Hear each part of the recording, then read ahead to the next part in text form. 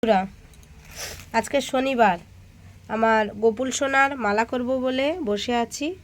তো এই এক ধরনের টগর ফুল, এটাকে বলি আমরা থাবা টগর, জানতাম না। এই যে আমি 3 ধরনের টগর ফুল দেখাচ্ছি। এই এক ধরনের, দেখো, এই এক ধরনের, এই 3 ধরনের টগর ফুল তুলেছি। তো এখন গোপু সোনার মালাটা হবে এই টগরের। চলো মালাটা কেমন করি এবার তোমরা দেখো।